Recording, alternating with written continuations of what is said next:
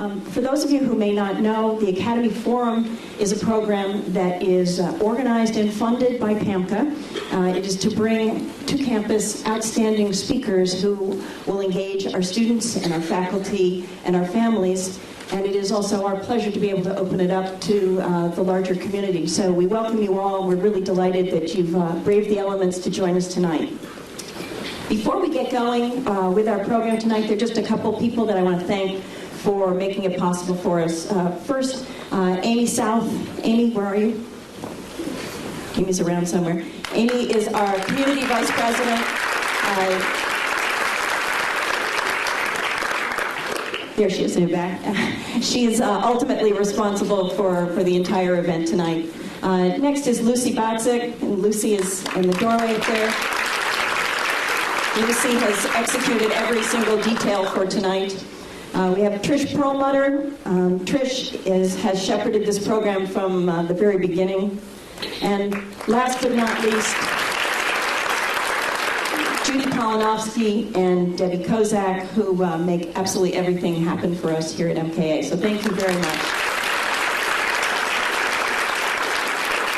So now, without further ado, it's my pleasure to introduce the headmaster of the Montclair Kimberly Academy, Tom Namick.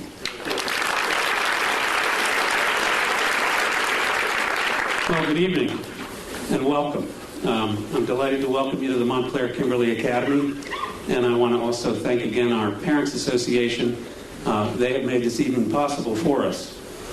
While the program is free of charge, it's not free of expectations for how we will conduct ourselves as an audience. I have a couple of things I'd like to ask of you. Please, there's to be no electronic recording, audio or video. Please don't hold your phones up to take pictures, mostly because it distracts the people behind you. And we'd really like to focus on our very special guests this evening. It's my privilege to introduce our guests, and I think they're well known to all of you, but I do want to say a couple things about them. Dr. Tyson has been a frequent guest on the Colbert Report, or rapport, I guess is the proper pronunciation. We're delighted that he's here, and we are also delighted and very grateful that Mr. Stephen Colbert has agreed to interview him for our benefit. Stephen Colbert, comedian, author, and host of the Colbert Report, is both one of the funniest and possibly the bravest comedians of our time. I want you to consider his performance at the National Press Club dinner in 2007.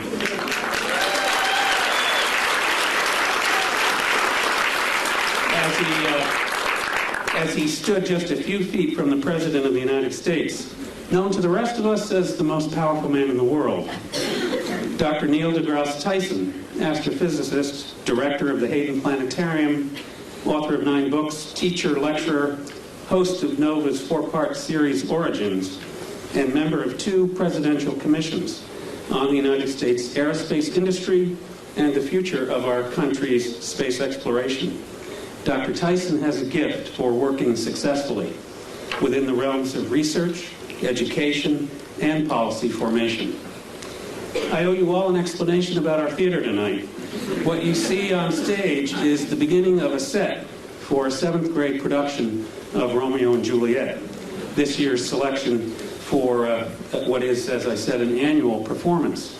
And I think it's fitting that Dr. Tyson is going to warm up the stage for the 2 most famous star-crossed lovers in all of American literature.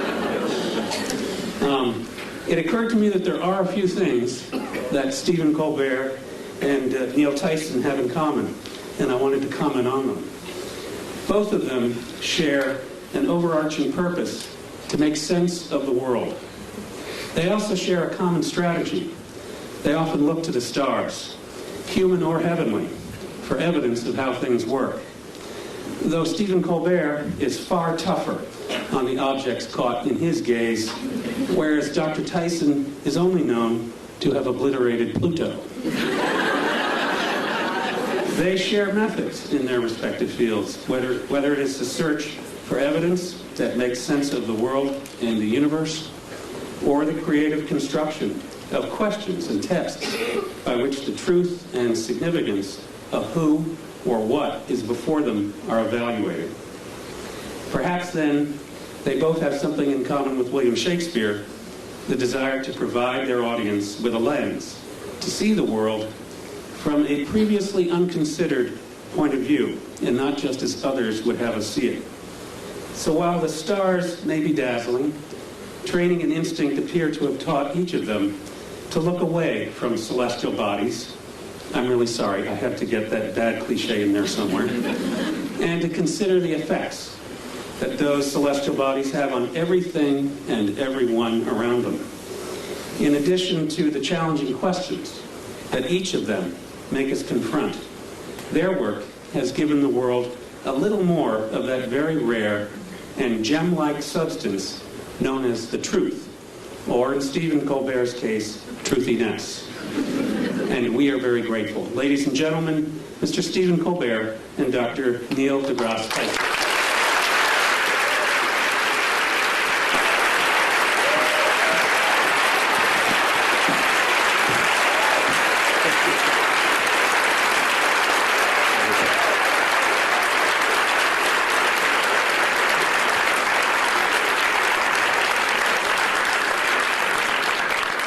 Romeo, Romeo, wherefore art thou, Romeo?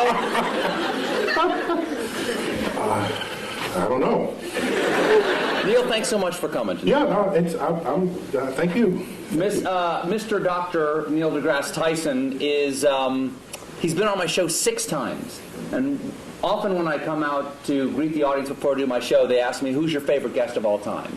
And I say, not just for volume, but it's Neil deGrasse Tyson.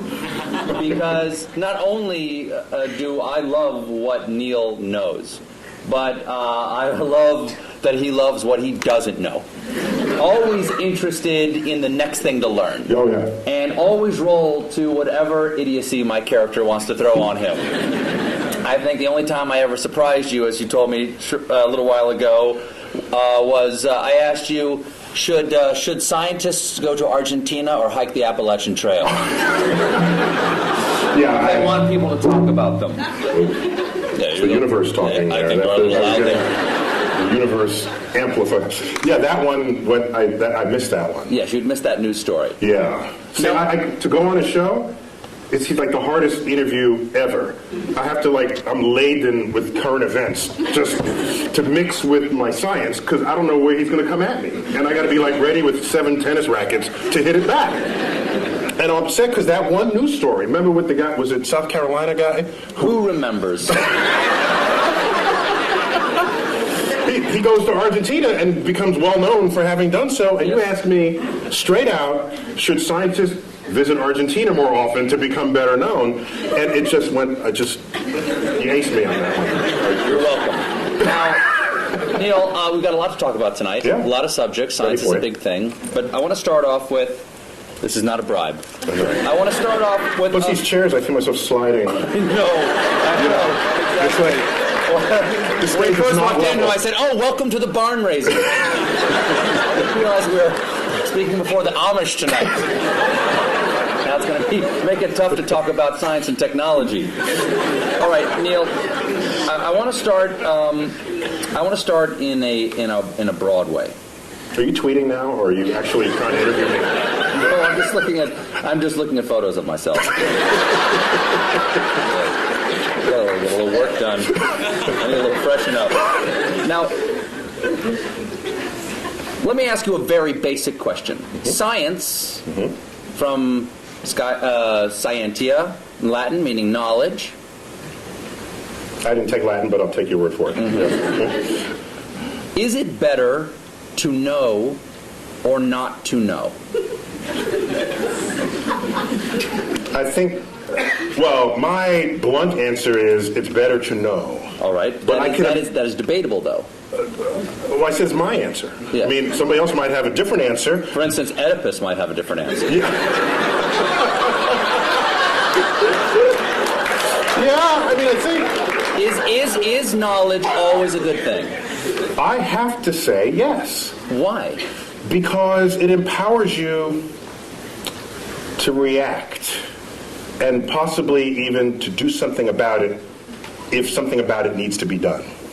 Okay, but who we are is what we know, right? Part of who we are is what we know. And our identity is often based on how we see the world. Yes, and our personality for sure. And if we learn something that does not jive with how we think about the world, won't we have to re-examine who we are? Yeah, it could mess you up. Yeah. Once again, I'll go back to Oedipus. He plucked his eyes out rather than know anymore. Yeah, well, people back then, they did stuff like that. Yes, people back then, not people today. So I think there are people who would not know, who would rather. I remember the old days. I don't know if it still happens. A doctor would find out if you had cancer, they wouldn't tell you. They wouldn't tell you. Give it to me straight, Doc. Yeah, and why would you even have to say, give it to me straight, unless there was a day when they didn't give it to you straight? If I have 5 years left, I want to know I have 5 years left. Because I'm going to, do something different in those 5 years. Neil? Yeah? I have some terrible news. But there are some people who don't want, there are some people who don't value science. And if they don't value science, are they valuing ignorance? Yes, but I will not pass judgment on them. What I will say is, if they are at maximal comfort in their ignorance, fine. Except that they will not be the participants on the frontier of cosmic discovery. They will be disenfranchised. Hello? Hello? I'm sorry, I've got a phone call. Hello? Sorry, I have to take this. Hello? My mic isn't working? Hello. Now who's in control? So they won't be in control of the next participant. No, they won't. Not only will they not be on that frontier making any discoveries, they're not in a position to enhance their life for having access to those discoveries themselves. Can knowledge ever be a bad thing? I don't think so. What about actions that knowledge takes us to? Do you think that Oppenheimer, when the bomb went off, and he said, "I am become death, destroyer of worlds," do you think he perhaps questioned for a moment whether the knowledge they achieved that led to the creation of the bomb perhaps should have been left undiscovered? Do you know what he said in response to those kinds of questions? Yes. He said, because people said, have you usurped the power of God? Have you? And he said, if God didn't want this power to be there, he shouldn't have put it in the atom in the first place. Kind of an interesting point, I think. What he's saying is that the world is accessible to us. So would you say, don't smelt the ore and make iron and make a sword out of it because you could cut yourself? Back then, that's the counterpart statement from the Iron Age. And if you were around back then, you'd be sitting in this chair saying, don't make the sword, because you'd unleash evil on the world. Okay, I'll step back from don't make the sword. How about don't lick the flagpole in February? Yeah, You will learn something, but at a price, Neil. that'd be data. It's a data cost. It is. Yeah. There is a data cost for that, isn't it? Yeah. Also, Adam and Eve. They ate of the tree of knowledge of good and evil, and they paid a price. Yeah. So God does put things into atoms he doesn't want us to know about. However, I think Yes? I don't want to blame the knowledge. I want to blame the behavior of people in the presence of the knowledge. So maybe we need better knowledge management. Do you think that scientists... You can applaud him. He's the hero. Well, how about this? Do you think that scientists should be allowed to do anything they can? I heard a big no over there. Someone just said no. People made fun of him for doing this, but during one of President Bush's State of the Union speeches... Bush 1 or 2? Bush 2. Mm-hmm. He said he warned against man-animal hybrids. Okay? And a lot of people, like me, made fun of that by showing pictures of, like, Senator Alligator Man going, boo, boo, yay, man-animal hybrids. But if scientists could make man-animal hybrids, wouldn't they? There are scientists who want to make man-animal hybrids. Should we make man-animal hybrids? I ask you, Senator Tyson. Should there be any limits like that? I think there's some creepy things about that, and I've met some scientists who would think that'd be an intriguing thing to do. Yes. Okay? I think we as a society, as a democracy, what we should do is come to some understanding of what the prevailing social mores are. And no, science should not cross those barriers. And by the way, scientists are often ones to try to prevent that. Einstein among them, for example. He didn't want to make the bomb. After he first told Roosevelt he should make the bomb, he changed his mind because his conscience, his moral conscience, descended upon him.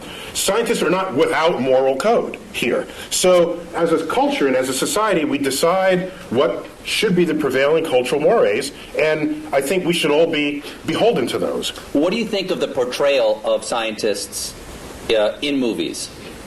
Because often, for instance, the scientists who make the Terminator, they're the bad guys. Scientists lead us to the Terminator, or they create the superbug that wipes out the world, or they enrage the monster at the bottom of the sea. When you part the curtains and at the bottom of all of that, there's a politician funding that research.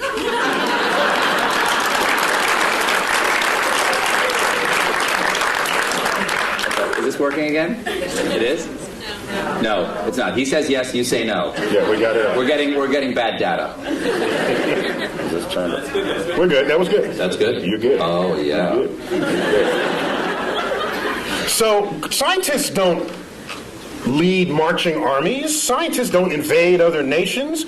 Scientists, yes, we have scientists who invented the bomb. Yes, but somebody had to pay for the bomb, and that was taxpayers. That was war bonds. There was a political action that called for it. So everyone blames the scientists. We are collectively part of a society that is using or not using, to its benefit or to its detriment, the discoveries made by science. And at the end of the day, a discovery itself is not moral. It's our application of it that has to pass that test.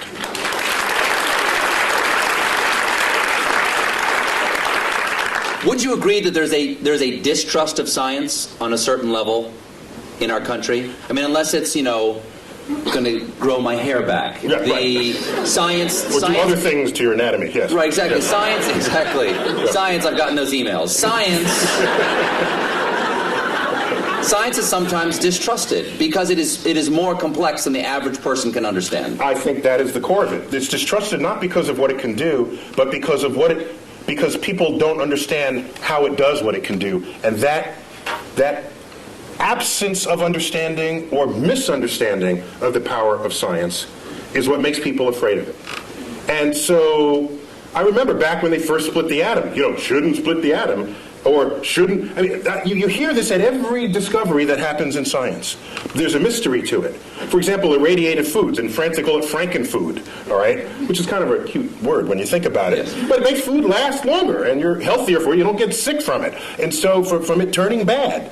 In fact, NASA does it all the time. NASA can make a slab of meat. You wouldn't necessarily put this in your refrigerator, but NASA can make a slab of meat that'll last 30 years.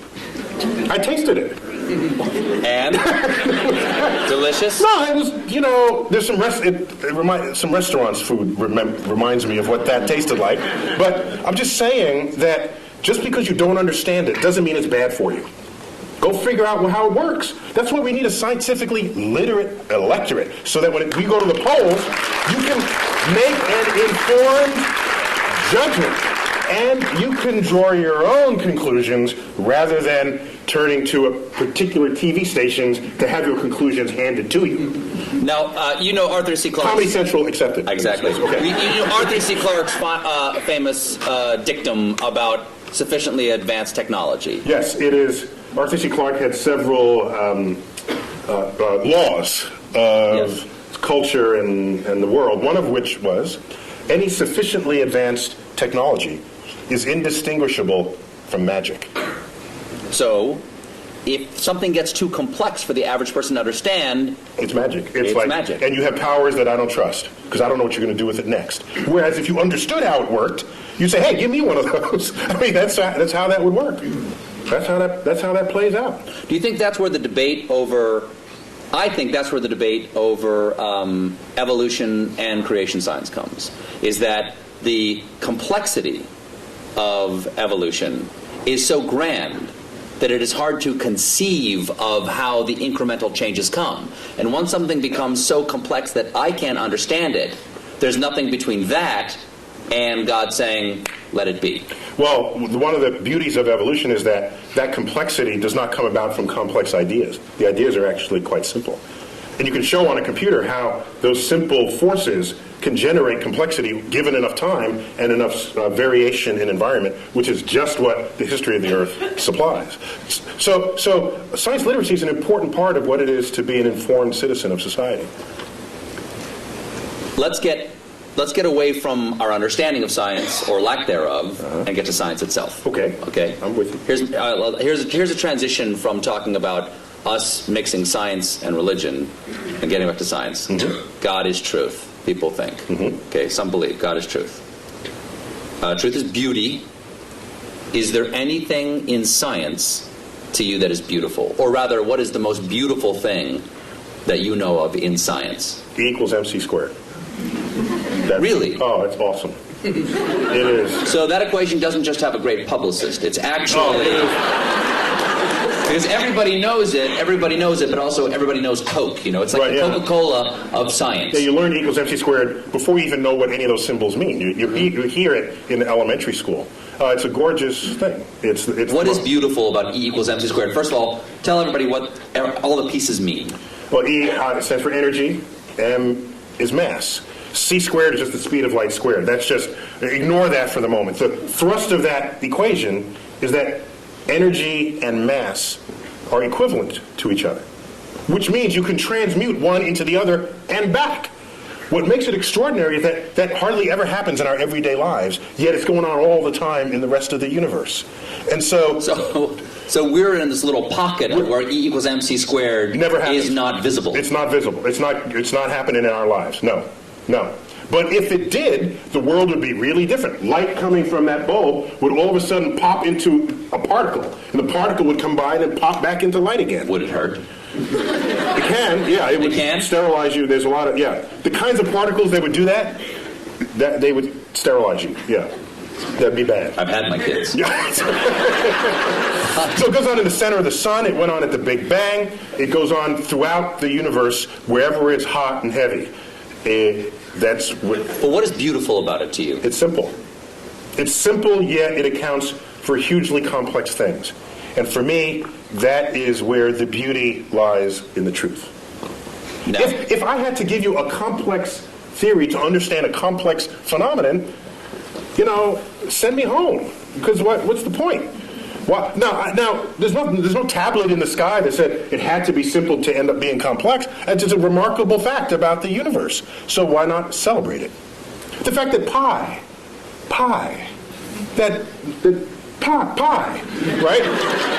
Let's say the numbers together. 3.1415926. We got a few geeks over here. That's a nerd fest. We got a geek thing going on over there. Not bad. The fact that you take a circle of any size, a circle the size of the universe itself, and divide it by its own radius, and you get that number, that's beautiful.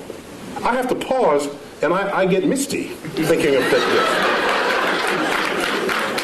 I'm sorry, that's just another one, that the atoms and molecules in your body are traceable to the crucibles in the centers of stars that manufactured these elements over its lifespan, when unstable, on death, exploding its enriched guts across the galaxy, scattering it into gas clouds that would ultimately collapse and make a star and have the right ingredients to make planets and people. Which means we are part of this universe. As I've said many times, and goes back, not only are we in the universe is in us. That is a profound concept. And it was, I think it's the greatest gift that astrophysics gave culture in the 20th century. There's a research paper in 1957, and I say that because one of the authors just died, like 2 days ago, Jeff Burbidge. Burbidge, Fowler, and Hoyle. One of the most famous research papers that no one ever heard of. You know why, I think? Because it had 4 authors, not just one, and it took a decade to figure out, and it wasn't just somebody burning the midnight oil, so it doesn't lend itself to poetry or screenplays, because it's a collaboration, so nobody wrote about it. But we knew that we are star stuff. We knew that we are stardust at the middle of the 20th century. That connects us to the universe like no other fact. That's beautiful.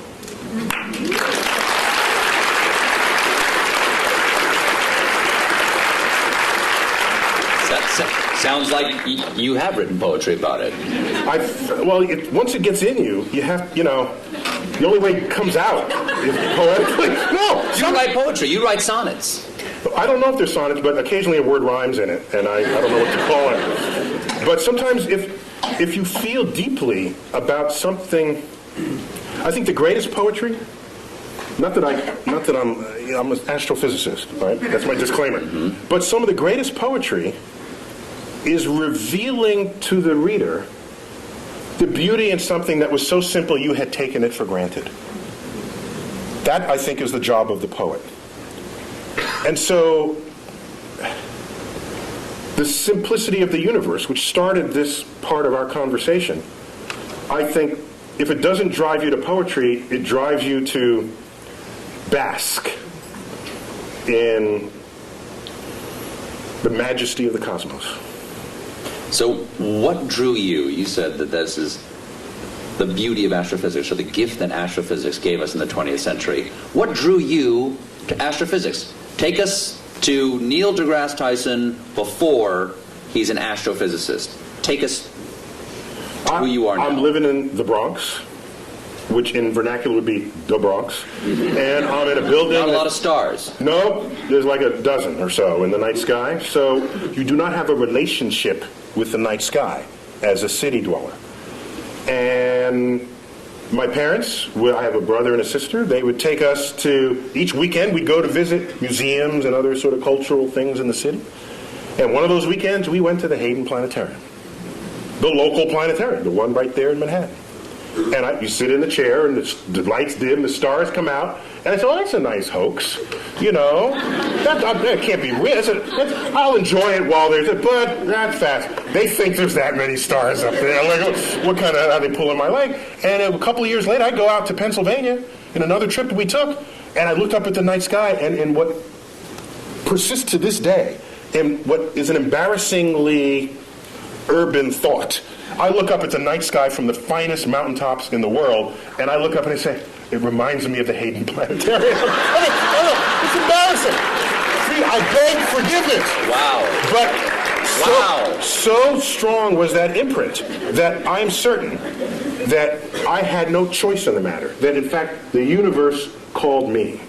And I wonder that if I'd grown up on a farm and the universe and the sky was just always there, I wonder if that would just have become wallpaper to me, and I wouldn't have then been struck by it as I was at age 9.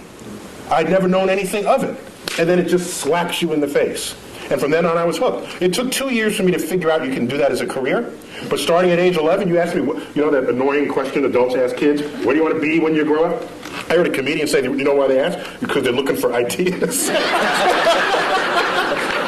That was Paula Poundstone who said that. If you had asked me from age 11, what do you want to be when you grow up, I would have told you flat out astrophysicist. And my whole life aligned to that. Got a telescope, got a camera, photographed it. All my science fair projects, one was getting the spectra of the sun and analyzing features in the spectra. I built the spectroscope. So I was like nerd kid, card carrying. But I was bigger than other kids, so I was insulated from a lot of what might otherwise happen to nerd kids. But you wrestled, too. I was captain of my high school's wrestling. I've seen you in that wrestling outfit. Okay. You can rock a singlet. Well done. Now, singlet is what you call the one-piece... they know. No, okay.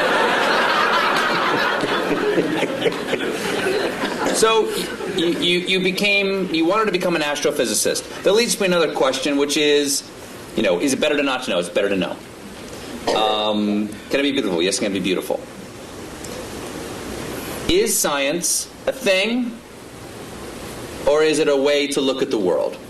Is it a verb, or is it a noun? It is both. The world is not just, is it this or that? Is it a planet or not a planet? It's sometimes... You must choose. It's fuzzier than that. Sometimes... So if I have a lot of facts in my head, if I can absorb a lot of facts, am I a scientist? No, you're a fact memorizer.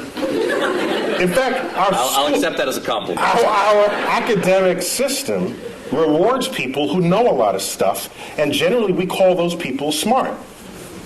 But at the end of the day, who do you want? The person who could figure stuff out that they've never seen before, or the person who could rattle off a bunch of facts? At the end of the day, I want the person who could figure stuff out. And science... Say if we're trapped on an island. Exactly. What, the professor on Gilligan's Island? It's not a matter of how many facts he can recite. It's like, there's a coconut, and there's a thing, and you have a ham radio. That's, exactly. Okay? Seawater, you stir in the salt water.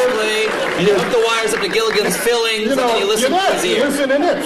So it's an understanding of the relationships. While we're on it, Ginger or Marianne? Totally Ginger. Ginger. Complete. That was like, she came around the wrong time of my life. I'm dead. It was like Ginger all the way. For sure. So it's a way of approaching the world. It's a way, not only of approaching the world, it's a way of equipping yourself to interpret what happens in front of you. I think of science, the methods and tools that enable it, as kind of like a utility belt that you walk around with. And you come upon something. Are you a superhero? Yeah. In your mind, are you a super science? Actually, when I was a kid, I wanted to be Mighty Mouse when I was a kid. Really? I wanted to sing opera as I went to sing. Here I am to save the day. Yeah. So it's a tool belt. It's a tool belt. It's a utility belt. Utility belt, sorry. Because I'm picturing you in the singlet with the utility belt. Yeah, it's a tool belt. The difference is a tool belt, if you have a hammer, as they say... You can hammer in the morning. You can hammer in the morning, if I had a hammer. Mm-hmm. The problem is, if you start wielding a hammer, then all your problems look like nails. Mm-hmm. And maybe they're not. Maybe it's more subtle than that. And so your toolkit has to be able to morph into what is necessary for what it is that you confront at that moment. And so, yes, you're equipped with methods of mathematical analysis, methods of interpretation. You know some basic laws of physics. So when someone says, I have these two crystals, if you rub them together, you'll get healthy. So rather than just discount it, because that's as lazy as accepting it, both of those are just lazy brain. What you should do is inquire. So do you know how to inquire? And every scientist would know how to start that conversation. They would say, well, where'd you get these? What kinds of ailments does it cure? How does it work? What does it cost? Can you demonstrate that it works? And you go through this whole, and at the end the person's in tears because they weren't prepared for that level of questioning. And so science literacy is vaccine against charlatans of the world that would exploit your ignorance of the forces of nature. Neil, if you don't like the crystals I gave you, you can just say it. And they're not working for you because you don't believe.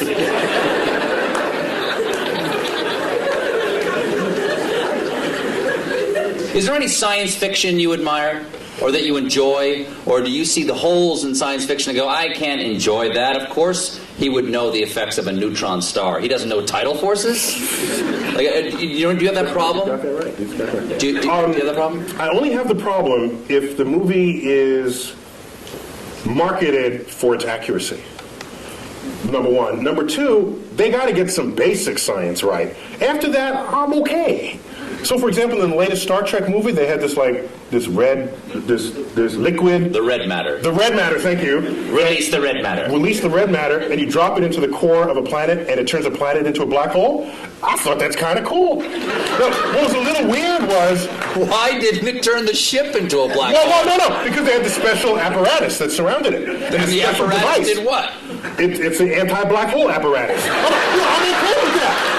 See, I was not losing sleep. That didn't bug you? Over what held the black hole. I didn't have an issue with that. But oddly, what I had an issue with was they needed this drill, which is a very cool kind of, that was the coolest thing I'd ever seen. Exactly. A drill that would drill to the center of your planet, and they dropped I'd say, if that would turn a planet into a black hole from its center, it surely would turn into a black hole from its surface. So you just drop it on the surface. What would Kirk and Sulu fight on? I know, right? They have to fight on the platform. So I'm okay. I got angry with Jim Cameron about Titanic. That's how I got angry. Did I tell you? I didn't tell you the story. You did not. Oh, no, can I? I've never seen you this angry before. Just hold me back. I can't wait to see what you have to say about Avatar. You might turn blue with rage. Go on. So what was your problem with Titanic? There's a colleague of mine who saw Avatar, and he got home and he told his wife he wanted to paint her blue, and that didn't go over very well. Is she 10 feet tall? So, Titanic, you may remember, was marketed as a film of high accuracy because Cameron had funded this submersible to go down and it checked out the staterooms and the wall sconces and the china patterns, and so they reproduced that to detail. And so here they recreate the ship for the movie. Can you double check that? No, because he had the submersible. You just have to trust him, okay? No, you got to trust him. So now, the ship sinks, right? Did I give away the... You see the movie yet? I'm sorry. Okay, so the ship sinks. I do. I remember. You remember that, okay? Very sad. And it's Kate Winslet on the flow. Remember that?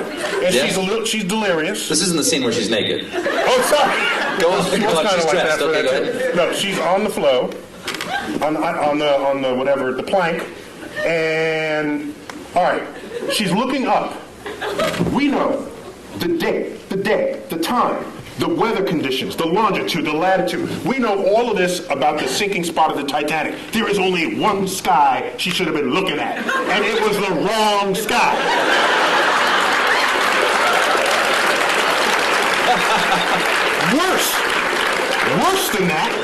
Worse than that, the left side of the sky was a mirror reflection of the right side of the sky.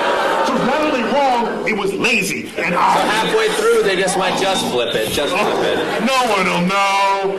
And so I was livid. Ooh. I got out my finest stationery and I wrote a letter to Jim Cameron. No reply. 5 years later, I bumped into him. He was on the NASA committee. And my sort of presence with NASA was growing by then. But I bumped into him in a meeting.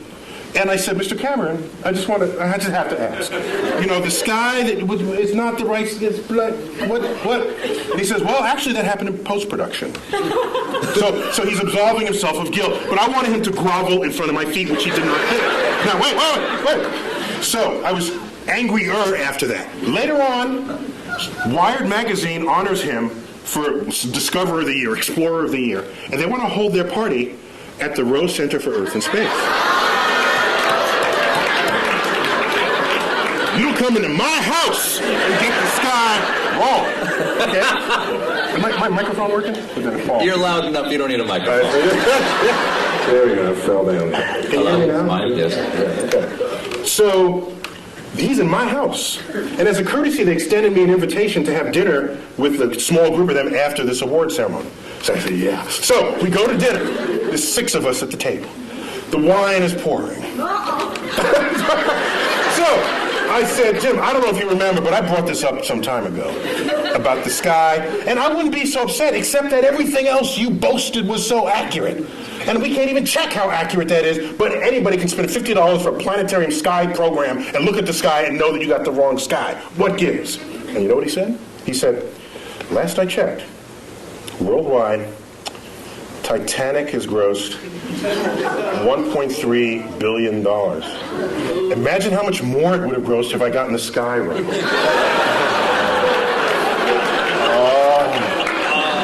Oh, man. So sorry. That. If I had a tail, it would have been like between my legs, and I would have. And so I think you won that conversation. No, actually, I did. He retreated into his bank account. Here's what happened. But that money will all eventually be gone, and he would still have gotten the sky wrong. Oh, that's an interesting point. That's right. The sky will Outlive even James Cameron.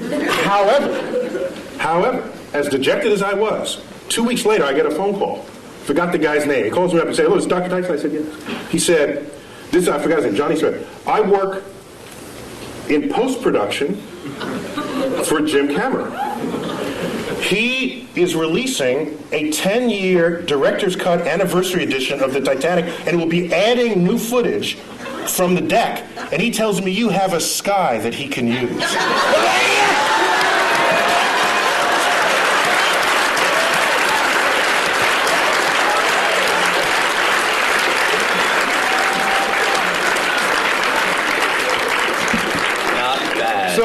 Not bad. You got your taste, right? You got a little taste. Yeah, right? it was good. No, I'm not. I'm a public servant. I don't need pizza today. Me too. So if you're gonna claim it's right, then I'm gonna hold you to it. If you're not, then I'll just sit back and enjoy it. What I don't like? Is the people who you go see a movie with who read the book first. Get rid of them. They don't belong in the movie theater. All right? It's like, the book was better. Well, get the hell out of Get out of the movie theater. Then go back to your book. Leave me alone. Those people I can't stand. Stay home. We should not go to the movies together. Now, okay, I got three different things. What is the latest discovery in astrophysics that we should all know about? One of my favorite. I got to go back maybe 6 months for that. 8 months, may I? Okay. Well, we discovered water on the moon. That's kind of cool because where you're going, you want there to be water. All right, that's a good thing for life. But what struck me the most earlier in 2009, we discovered methane on Mars. Methane. If you have a gas stove and you live in a city, chances are it's methane. It's a flammable gas. You say, well, so what? Who cares? Except that methane is the byproduct. It's a part of the gaseous effluences of anaerobic bacteria, which on Earth operates deep in the intestinal tract of farm animals. That's a very scientific way of saying there are Mars farts. That's what you're saying, right? I didn't want to say it. Yeah. You got a doctor in front of your name. You can't say stuff like that. I can't say stuff like that. But that means that is possibility, or is that yeah, there's life, but no one will come out and say it? It means while you can generate methane other ways, such as sunlight. It's a combination of pressure, temperature, and energy source. You can manufacture methane. Magic. Right? So, but chemical magic. Yes. Chemical magic. But it is a natural byproduct of bacteria that thrive in the absence of oxygen. And you don't have oxygen deep in your intestinal tract, neither do any farm animals. And if you're down under and Mars doesn't have oxygen. So it's tantalizing to think that maybe there are life reservoirs in aquifers beneath the Martian soils. As I was saying before about is it better to know or not to know, there are things about our own identity that we take from the knowledge that we have, yes, we do. or the things that we don't know, the assumptions of things that are not there to be known. And instead of using the word identity, I'd say they have an impact on our ego. Yes. Because the more we learn about the universe, the smaller we get. Mm-hmm. All right? In time, in space, in size. And so if you go in... Not the way you just described it. The way you described it, you're a supernova. Well, that makes you bigger. Well, I think if you know about what's going on, then it's not mysterious and you're a participant in the unfolding cosmos. Otherwise, you are consumed by it and you fear it and you shun it. And you say, I don't want to know that I live on a speck called Earth, orbiting an undistinguished star in the corner of an ordinary galaxy in an expanding void of the cosmos. There are some happy thoughts in there, like understanding how that works, recognizing that the human brain figured that out. That's kind of cool. There's a lot we still don't know, but what we do know, I think we can sit proudly and celebrate what we know about the universe. Maybe now, not every one of us figured it. Took a few key people like Newton and Einstein, but we learned what they taught us, and each of them stands on the shoulders of giants that came before them. Just as the quote goes, let's celebrate it, not fear it. But if we found out that there was life someplace other than Earth, what do you think that would do to our identity or our ego? It may signal a change in the human condition that we cannot foresee or imagine. I think it would. Now, I think the issue would be not if we find bacterial life, which is kind of what we're looking for now. Bacterial life, there's no question about whether in our mind's eye we reign supreme over bacteria, although it can win. Bacteria, do you know in 1 linear centimeter of your lower colon lives and works more bacteria than the number of people who have ever been born in the history of the world? So in fact, we are just hosts for bacteria to lead their lives. So from the point of view of a bacteria, we're just a place to live, a dark, warm place to live. But we're a planet, and they don't believe there's bacteria in any of the other planets. that'd be an interesting sci-fi novel. So the real issue is if we find life on another planet that's smarter than we are, that would totally mess with our ego. That'd be the last, nail in the coffin of our ego. That used to be, well, we're humans, and we're on Earth, and Earth is small, and Sun is insignificant. That'd be the last one, and I don't know how we'd be able to handle that. Do you think that there have been discoveries that have happened? For instance, I have heard discoveries that have changed our point of view about the universe that we are not aware of, that they've changed. In other words, the change has been so gradual, we don't realize we see the world differently. Has E equals MC squared, because that's coming up on 100 years? I'll tell you. Yes, it is, actually. Well, no, we're past the age. Last year was 100? No, 1905, so 2005. Okay. But so I got one for you. Has that changed us? I got one for you. In the 1920s, which was a watershed decade in the history of science, in that decade, we discovered that not only our galaxy, the Milky Way, is not the only existence of anything in the universe, that there are other Milky Ways out there. That recently? 1920s. Was it just the optics didn't exist for that? We needed a big enough telescope, and Edwin Hubble wielded all the glass that necessary to accomplish that back in the 1920s. He said Hubble, before the telescope, was a man and had his own telescope, the biggest of its day, and he made that discovery. That there were these spiral fuzzy things in the night sky. We thought they were just local to us. They're whole other systems of stars. 100 billion stars unto itself, outside of our system. Not only was that discovered in 1926, 1929 he discovers that the universe is expanding, which means it may have had a back then, it may have had a beginning. If it's expanding, that meant it was littler in the past. Well, there must have been a day when it was all together in the same place. Thus was born the Big Bang. Okay, so now, also in that decade, quantum mechanics, quantum physics was discovered. That is the science of the small, the science of electrons, protons, neutrons, particles, nuclei. At the time, you'd say, this is just physicists burning tax money. Because who cares about the atom? I got my horse to feed. I got kids. You got issues in society. Yet it's quantum mechanics that is the entire foundation of our technological revolution. There would be no computers. There would be none of what you take for granted, your iPod, your iPhone, cell phones, the space program, without our understanding of the laws of physics as they operate on that atomic and molecular and nuclear level. And so the chemist has no understanding of the periodic table of elements without quantum mechanics. To them, it's just a list of elements. Quantum mechanics tells you why this column is there, and that's there, why this mates with that, and why that makes a molecule with that. That's quantum mechanics, and it's unheralded. You ask me, is there any discovery that has changed how we live? It is quantum mechanics. And I make this point because I'm ready to... Today, you hear people saying, why are we spending money up there when we got problems on Earth? And people don't connect the time delay between the frontier of scientific research and how that's going to transform your life later down the line. All they want is a quarterly report that shows the product that comes out of it. That is so short-sighted that that's the beginning of the end of your culture. So So it's better to know.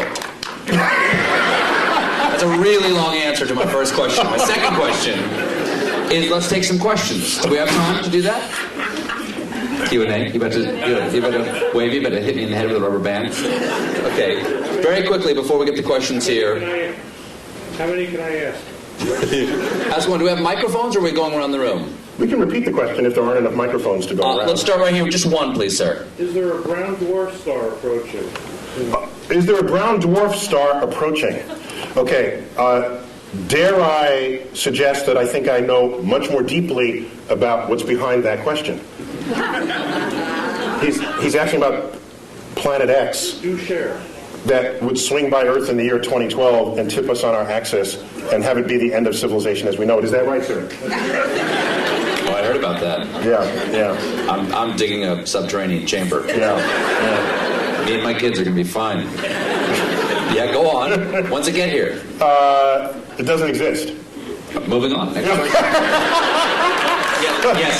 No, there is no Planet X. All gravity, all principal sources of gravity in the solar system are present and accounted for. Anything Yes, we sir. discover now are tiny and insignificant, like Pluto's relatives. Yes. Yes. Anything to say about Apophis? Apophis. An asteroid the size of the Rose Bowl. Discovered December 2004. Headed towards Earth. It's not alone among asteroids headed towards Earth, except that this one is headed, there's a whole set of asteroids that cross Earth's orbit. That alone is not a problem. You cross the street all the time, but at different times the trucks drive by, okay? So the issue is, are you crossing the street when the truck is driving there at the same moment? That simultaneity is what matters. Apophis, when you ran the calculations, showed that there was a chance of it hitting us in the year 2036, with a close approach in the year 2029 on April 13th. A Friday, by the way. But here's what's significant about that. We've had close approaches before, but none this close.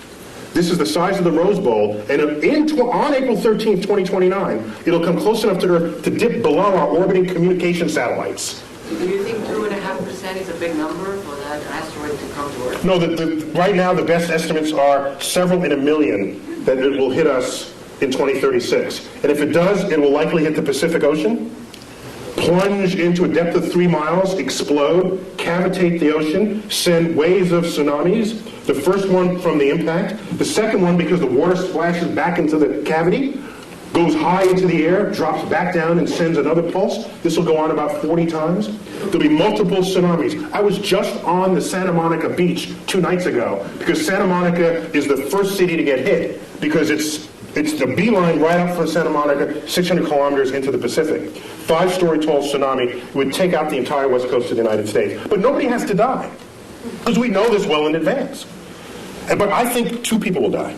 The stupid surfer who wants to surf that tsunami, we know people like this, right? You see them. And you know who else? Of course, the weatherman who wants to bring the camera guy closer. Can you see the waves hitting the shore? Okay, take him out too. We don't need either one of them, and then we'll get on with it. That would make a great James Cameron movie. Yes. Tonight there's a wolf moon. Can you explain what that means? What's a wolf moon? Okay, each full moon of the year has a name, and there are regional variations among those names. And the wolf moon, it's when it's snowy and the wolves howl. You can see the wolf in the light of the moon because the landscape is white, and the wolves don't turn white, so you can see them against this. And so depending on if you live in a region where there are wolves, that would be what you would call it. Other full moon names you've heard of, the harvest moon is one of them. The honeymoon is one. That's the moon that's in June, the honeymoon, because that moon actually never gets very high in the sky. And it's amber the entire time. It takes on the color of honey. And so it's called the honeymoon, and you get married in June. And that's where you get the name honeymoon for that. Yeah. Anyone over here? No? Yes, sir. I think, in astronomy, probably dark energy was sort of a real game changer about 10 years ago, the discovery that the expansion of the universe is speeding up. If there's a game changer in the next 20 years, what is it? The question is, dark energy He said 10 years ago it was like a game changer. Can I foresee any game changers on the horizon? Well, it turns out dark energy was not as much of a game changer as you might think. Because we already had a slot for it in Einstein's equations. We already had a placeholder. No one had ever measured it before. So we just assumed it was zero and got on with life. The moment it was discovered, we said, hey, now we can stick it in the equation. It's like, whoa! Its presence in the equation shows that there's this pressure operating against the action of gravity, making the universe accelerate in its expansion.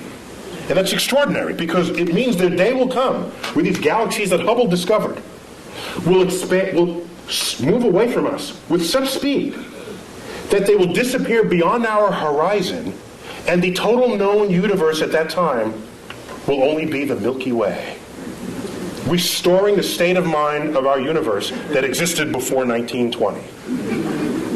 That's a spooky time. We would have to hand down the annals of cosmology from previous centuries to hear about the galaxies that were once in the night sky. So game changers going forward. If we discover the dark matter particle, that'd be kind of cool. If dark energy and dark matter, because we don't know what's causing either one of them, but we measure them.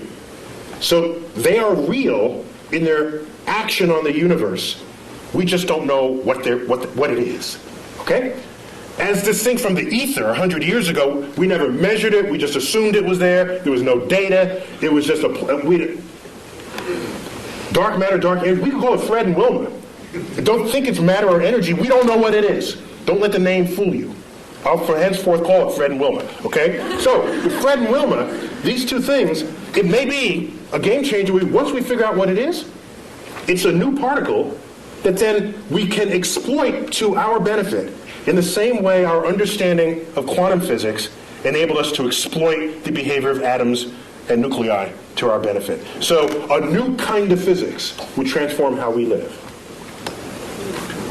Yes, that's one way I think about it. Is Pluto going to be excised, so not just because you send it out, but because the ice will expire quickly? Will Pluto not only be humiliated by Neil deGrasse Tyson? You may not know this. That's not the word she said. She used that word. Excised from the family of planets. Neil was on the group that gave the recommendation that Pluto be demoted, correct? We thought differently about Pluto's identity than Pluto did, and other supporters of it. We just grouped it with other icy bodies in the outer solar system that, at the time, were being discovered. Don't shoot the messenger. Pluto was alone for 65 years, and so you can't have a category of one. That doesn't work in science. You need a few things to make a category. So he's okay. It wasn't a category, though. It was a planet. Well, yeah. My very elegant mother just sat upon 9 porcupine. Now she just sits upon 9. It doesn't make any sense. Yeah, it doesn't make any sense. Where's the porcupine? If she's that elegant, she wouldn't have sat on a porcupine, I don't think. So once we found other icy bodies, all we did was group them together. We said, Pluto, we found family for you. In fact, we think you're happier there, because now you're one of the biggest icy bodies. And rather than a pipsqueak planet. You sent Pluto to a farm upstate to run and chase rabbits. Is what you did. It's much happier there, kids. It's happier there. And I didn't do this alone. Is there a supergiant beyond Pluto that pulls comets in? Is there a chance there's something out there that's drawing? There was a hypothetical star, which is related a little bit to what led to this invention of this the brown dwarf that you won't talk about, but you and I know, yes. Yeah. There was come down to the bunker too. There was a suggestion that there was a companion star to the Sun, provisionally called Nemesis, that had this long orbit that would jostle comets in the outer solar system and send them raining down on Earth, creating mass extinctions, accounting for the extinction episodes in the fossil record. But it was an interesting hypothesis that was never supported by data, and so when you're not supported by data, you discard the hypothesis. That's how science works. You don't believe something just because you want to, or think something's true just because it feels good. At some point, you've got to confront the data. So getting back to the point... You've never been in politics. So getting back to the point, the recognition that Pluto is made half ice, and ice evaporates, so will Pluto one day disappear? No, Pluto's too far away from the sun for that to ever meaningfully evaporate and disappear completely. Yes. What was the point of the Large Hadron Collider? What was the plan, did you The say? point. The point of What the Large Hadron was the Collider. point? He speaks in past tense as though we're done with it. Okay, We what just is? turned on the switch, the Large Hadron Collider in Switzerland. The point of the Large Hadron Collider was to embarrass America, to make us feel bad that we didn't have our collider built back in the 1980s when it was first funded. That's the whole point of the Large Hadron Collider. It's Europe saying, "Ha, gotcha this time." Now, apart from that ego bit, it's to probe nature on levels of energy never before seen. And right now, it's practically impossible to discover a new law of physics on your tabletop. We've been there. We've done that. And almost the entire history of physics is go to the edges of your points of exploration and then take a step beyond that. You're bound to discover something new. It's like climbing the next mountain, crossing the next valley. So, the Large Hadron Collider, the energy inside that particle accelerator will exceed the energy of all accelerators that have ever been built before, probing nature as never previously imagined. What is the Higgs boson?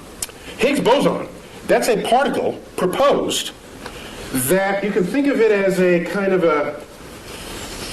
it's like think of it like molasses. Okay? Okay, not molasses.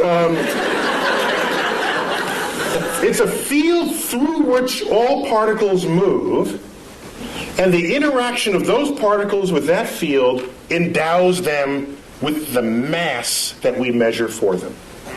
It is granting them the property of mass. We have yet to find this particle, but if we do... So mass is not explained presently. That's correct. We just measure... We don't know why we get fat. we don't know why something has mass right now. That's correct. And so now let me ask you something. If you build let's say you build an equation this way. You've got an equation over here, you built it, and it's a house, okay? And you've got another equation over here that works. It's another house. But in your mind, you think, these two houses are actually probably should be one house. You invent something that fits into the shape between the two houses, right? Yes. Like you've got a shape between the two houses. Goes, okay, there's something in the universe that is the shape of the space between these two houses. Yes. Does that necessarily mean that thing is there? The history has shown that almost every time we propose something that connects one house to another, if those two houses themselves work, there's something in between them connecting the two. For example, in 1930s, we had this experiment with the 1930s. Quantum physics is in place. We start probing the atom. We find out there's an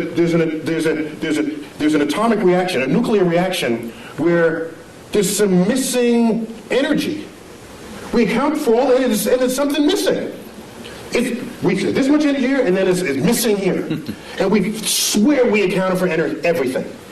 Fermi comes up, a famous physicist, said, I bet there's a particle that came out of that reaction that escaped with the energy before you had a chance to measure it. E equals mc squared.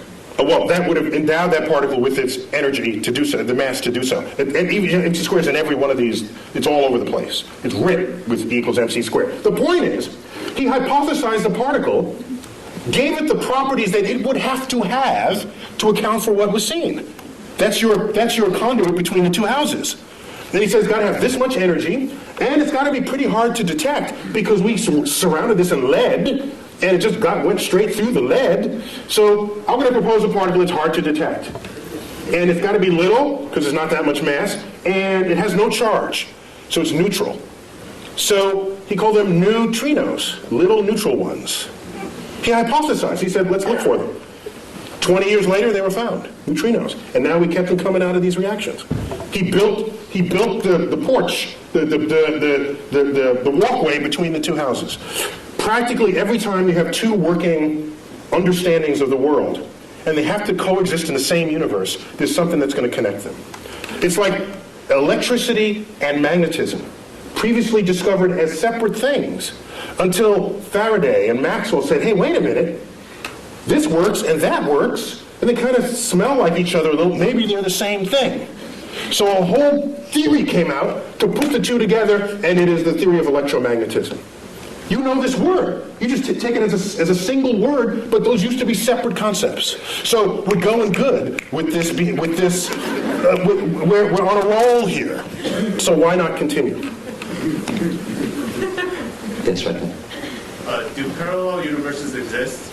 Do parallel universes exist? We don't know. The parallel universes are losing favor to the multiverse. We have some cogent theoretical expectations that our universe might be just one of many, spawned from this hyperdimensional medium, which we'll call the multiverse. There's no data to support it, but we have good theoretical premise to think that it's there. And we have philosophical precedent. We used to think Earth was special and unique. It wasn't. We got 8 planets. We thought the sun was special. It's one of 100 billion suns. Thought the galaxy was special. No, it's 100 billion galaxies. We have one universe. Or do we? The track record said, why should there only be one?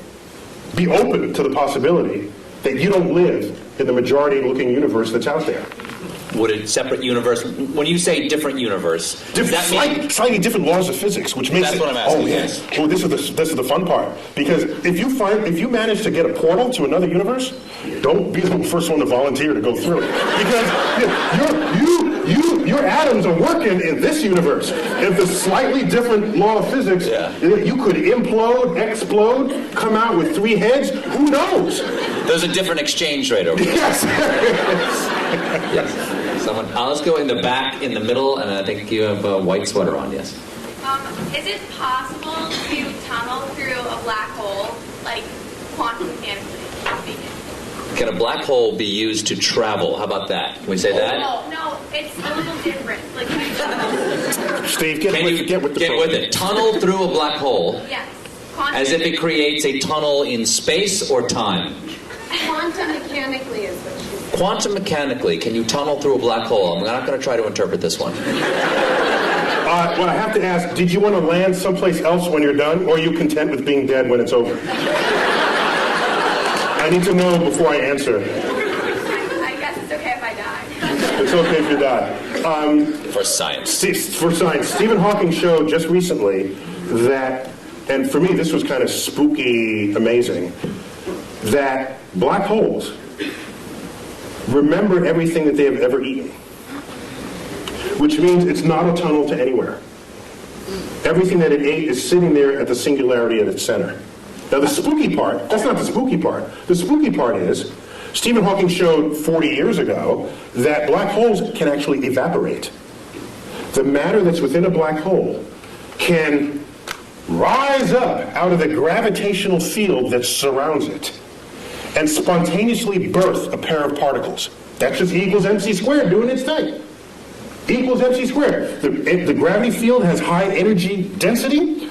Out of that pops particles. And those particles escape, taking matter away from the black hole. From the gravity field of the black hole. Doesn't that fly in the face of how we think of a black hole? In a black hole, gone forever. Because nothing escapes, because nothing can surpass the energy needed to go faster than the speed of light. Except quantum mechanics, this quantum physics from the 1920s gets you out of that problem. That's a classical understanding of black holes. You layer quantum mechanics on it, weird stuff happens.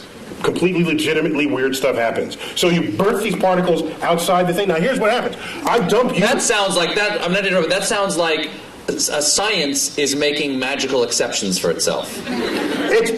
Quantum physics is kind of magic because none of it issues forth from your common sense. Particles pop in and out of existence. One time it's a wave, the next time it's a particle, and it interacts with itself and you measure it here, but it shows up there. If we were forged in that world, then all that would be common sense. N equals mc squared would be a daily phenomenon. You wouldn't need Einstein to figure it out. You'd be learning it in elementary school. But that is a foreign universe to us. And so what goes on there, you are prone to say, that doesn't make sense. You know something? It's of no obligation to make sense to you because your senses didn't come out of that universe. Out of that universe of tiny particles. We don't live there. If you let something go and it drops, you say that makes sense. If you let something go and it goes up, you say that doesn't make sense. In quantum world, that happens all the time. It would make sense in the quantum world. So I submit to you that if I take your body and dump it into a black hole, what Stephen Hawking showed is that all the particles that went into the black hole, let's say it's Stephen Colbert black hole, okay? No other contaminating bodies but your atoms in the center of this black hole. And I wait around, and out here in the gravity field, particles pop into existence. And I make a check, how many protons, how many neutrons, how many electrons, how many neutrinos. By the time this black hole is evaporated, it would have been every single particle that you were having fallen in the first place. Extracted out of the energy field of the black hole. So it remembers who you were even out in the gravitational field. That's spooky to me. Is the black hole now gone? Gone. Gone. Just it pops out of existence. Evaporated. It takes, by the way, it takes several trillion years for that, so don't wait around for it. It's that young man right there. How do you figure all this out? Okay. How do you figure all this out? It's an excellent question. Yeah, it's a good one. Isaac Newton did it all by himself. He was like really, really, really smart. A quick Isaac Newton story. He discovered laws of motion, laws of gravity. Just shows that planets don't orbit in circles, as Copernicus had thought, but in slightly flattened circles we call ellipses. And so a friend of his said, Ike, why? That may be called, I don't know what you call it. Why that shape and not some other shape? He couldn't answer that question. I'll get back to you. Goes home for 2 months, comes back. Here's why it's that shape. They're conic sections, they're cuts through the thing. They said, well, how did you figure that out? He said, well, I had to invent integral and differential calculus to figure it out. So some people invent their own tools and methods to discover the world. Most people learn the tools from someone else and then apply them to make incremental changes. Some people make huge changes, like Isaac Newton and Einstein and others. Isaac Newton once said, if I can see farther than others, it's because I've stood on the shoulders of giants who have come before me. But I've read Isaac Newton, and his stuff makes the hair on the, if I had hair, it would rise up on the back of my neck, how plugged in he was to the universe. And I'm saying to myself, that quote cannot have possibly have been honest. What it really meant, if I'd re-give that quote to him, I'd say, if I can see farther than others, it's because I'm standing among midgets, that's why. He can see farther than everybody else. In the case of Isaac Newton. I'm afraid we only have time for one more question. Yes, sir. Actually, that was a great segue to my question. You talked. We organize this all for your question. Sure. Early in the evening, you brought up the ideas of scientific literacy and technology management. I'd like to hear your opinions on where the policy needs to go to make a positive impact in that area. Ooh. All right, Neil. Can you repeat that for everybody? The question is, we were talking earlier about scientific literacy and our approach towards science as a nation. In your opinion, and you serve on science advisory panels, where do you think we need to go as a nation? What do we need to do to increase our scientific literacy? I'll answer two-pronged. One is, what do you do with your kids? And kids need to be able to explore freely. And if you look at most households, they're not designed for that. They're designed to have the kid not explore. The kid comes into your kitchen and pulls out the pots and pans and starts banging them. What's the first thing you do as a parent? Stop that, you're getting the dishes dirty. Yet these are experiments in acoustics. That's what that is. Okay? Whatever the kid is doing, if it has the chance of breaking something, you're going to tell them to not do it, without thinking that that's the consequence of an experiment that they are conducting. And every time the kid wants to do something, provided it doesn't kill them, it's an experiment. Let it run its course, even if it makes something messy. You agreed to have a kid in the first place? Fine, clean up after them. And when you open up...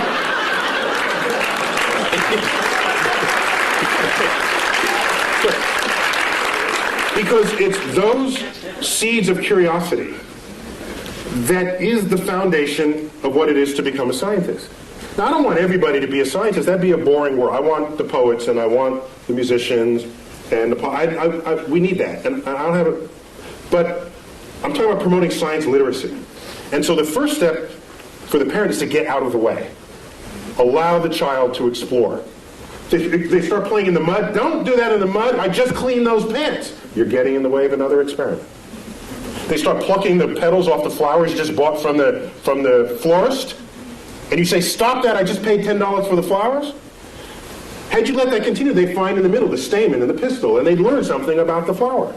For $10. That's cheap.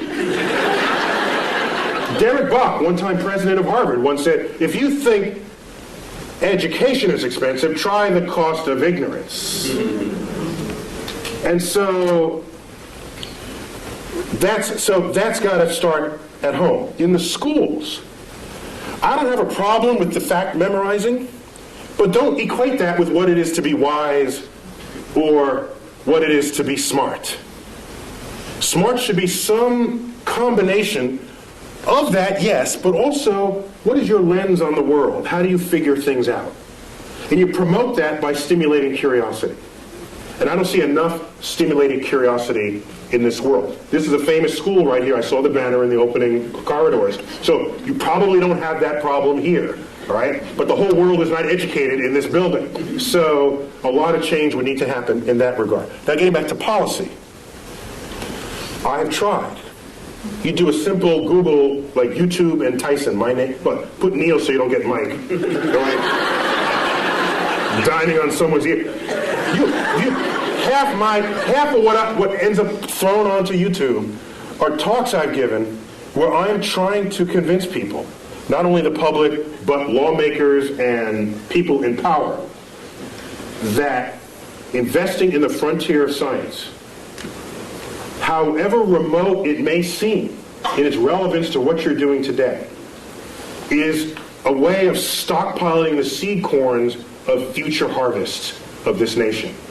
And those seed corns, what they do is, whether or not you know it today, advancing a frontier, history has shown, has advanced a culture ever since the Industrial Revolution got underway.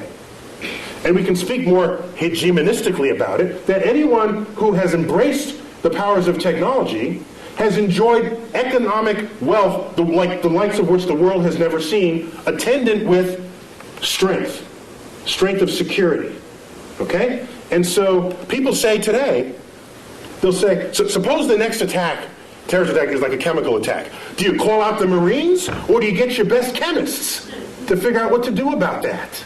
There's a point where your weapons are not as useful as the brain of the scientist who you could bring to bear on the problem. And so I see science and technology and creative investments in it as the most significant infusion to our economy that could possibly be conceived. The problem is it's not going to boost the economy next quarter. It's got a time horizon longer than most people have the patience for, and most politicians have the re-election cycle to be tolerant of. So what we need is a longer view on those investments. I don't want to have NASA going hand in hand trying to get money to stimulate the frontier of cosmic discovery. And that frontier now involves biologists in the search for life, chemists in understanding the soils of Mars, aerospace engineers. You know what I don't want to do? I don't want to stand in front of 8th graders and say, who wants to be an aerospace engineer so that you can design an airplane that's 15% more fuel efficient than the one your father flew? That's not going to get them. But if I say, who wants to be an engineer and design the airfoil that'll fly in the rarefied atmosphere of Mars, I'm going to get the best students in the class, and you know it. Because that's an exciting project for smart people to work on, motivated people to work on. And when you have them, they invent stuff. They discover things. They transform the culture in which we live on a time horizon that is not easy to just tell someone in a one-sentence soundbite. And what I want is a level of science and cultural literacy that will allow the public to be able to think beyond the election cycle, to think for themselves and say, this is a good investment. How How many times have you heard people say, if you're not among us here, why are we spending money up there when we have the problems down here? Have you ever asked how much money we're spending up there? Ask that question. You know what the answer is? I've asked people, how much money do you think we're spending? Here's your tax dollar. How much do you think? 10%? 15%? Those are the kinds of answers I get. You know how much is getting spent? The rovers, the space station, the space shuttles, all the launch vehicles, all the NASA centers is 0.6 of 1 penny on your tax dollar. 0.6 of 1 penny pays for it all. And you're telling me, why are we spending money there and down here? If you need that money to solve these problems, you got some other problems going on. Okay? That's a whole other problem with society. So, I'm sorry, I'm getting off. So my point is, I think the greatest, the greatest need is to be able to have the foresight necessary to make investments on the frontier of science, even if at the time you make those investments, you cannot figure out how that might make you rich tomorrow.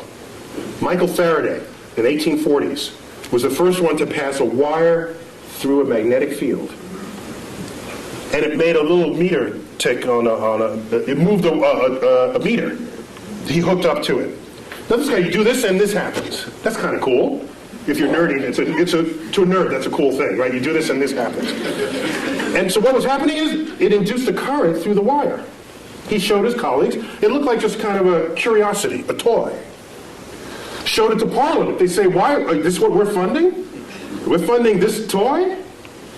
And this may be apocryphal, but it is said of Faraday, in response to this inquiry, said this, because they asked, what value is this to the British Empire and to the king? He said, I don't know what value it is today, but I know one day you're going to tax it. And in fact, that is the foundation of how all electricity is made today. And it would take another 60 years before electricity would come to homes. But who could have known it at the time? I don't want to be left behind.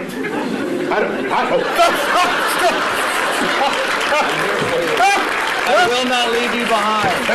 Last thing I'll say. Yes. Last thing I'll say. The biggest news story last year to me was not the methane flatulence. No. The biggest news story happened December 22nd, something like that. I forgot what day. A press release comes out. Russia says they want to send a mission to deflect Apophis, the killer asteroid. Oh, yeah. By the way, I said if that hits, it's going to hit the Pacific, which affects us. Okay? Russia says we're going to launch a mission. We're going to start designing it now. We're going to fund it. Oh, by the way, the United States is welcome to join us. And people say, oh, that's nice, a little international thing. I'm saying, wait a minute. Something's wrong here. Aren't we the ones who are supposed to be starting missions and then invite other people to join us? Isn't that how it's been? So that was a sign, one of many, that our significance and meaning on the world stage is fading. And it's fading fast. And it's not a cliff, it's just a fade. And the day will come where the rest of the world just makes their own decisions about the future of their own space exploration and technologies. And we're sitting back saying, hi fellas, can we join along? Neil, we already proved we can deflect asteroids in the movie Armageddon. Yes. So there's our fantasy. We don't do it in real, we do it on the silver screen, and we're happy about that. Maybe we got to fix that disconnect. Last question. Why is there something instead of nothing? 10 words or less.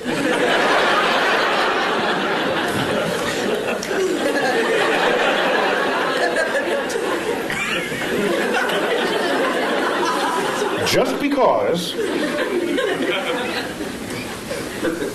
So I got to do this in haiku then. Okay. Okay, 575. Words that make questions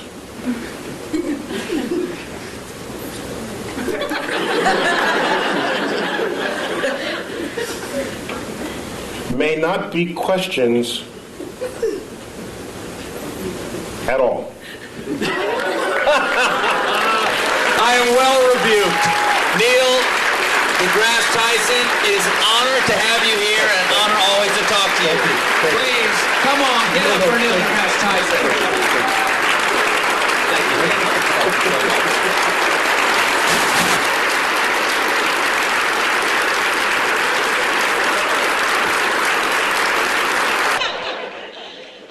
Dr. Tyson is going to be down here. He will be signing books until 9:30, so if you'd like to come down and have a book signed, feel free. And for the rest of you, thank you all for coming, and get home safe.